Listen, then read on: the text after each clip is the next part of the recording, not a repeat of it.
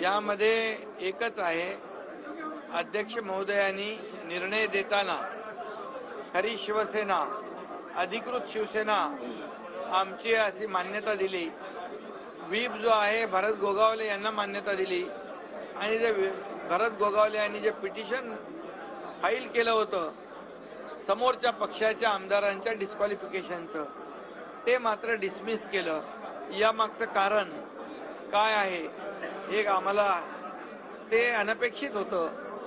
कारण 4-5 बाबी ज्या आहेत त्या त्यांनी सलगपणे मेरिटवर दिल्या आणि मग डिस्क्वालिफिकेशनचा निर्णय देखील त्यांनी द्यायला पाहिजे होता.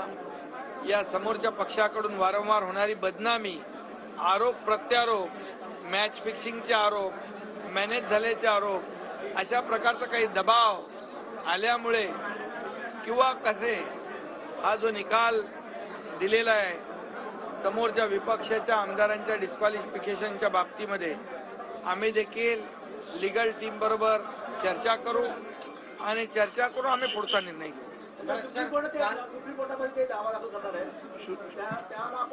सुप्रीम कोर्टामध्ये ते लोकशाहीमध्ये प्रत्येकाला मुभा आहे कोर्टामध्ये जाण्याची.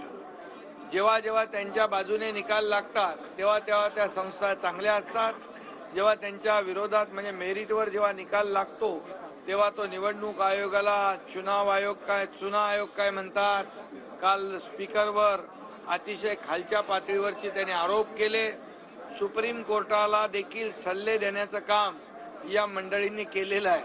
त्यामुळे हे काय करतील हे आपण सांगू शकत नाही. आणि म्हणून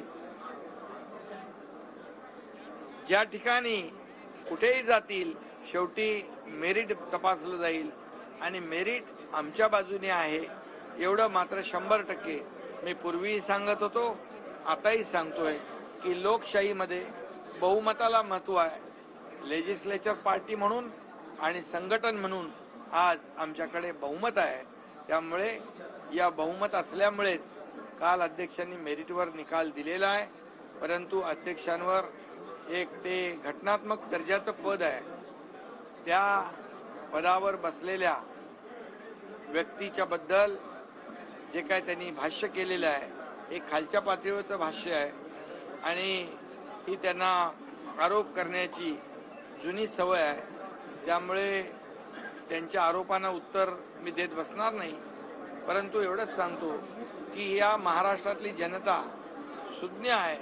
1.5 वर्षात जे आम्ही काम करतोय त्या 1.5 वर्षाच्या कामाची पोचपावती या महाराष्ट्रातली जनता नक्की देईल आणि यांना कायमचा धडा शिकवल्याशिवाय या महाराष्ट्रातली जनता स्वस्थ बसणार नाही.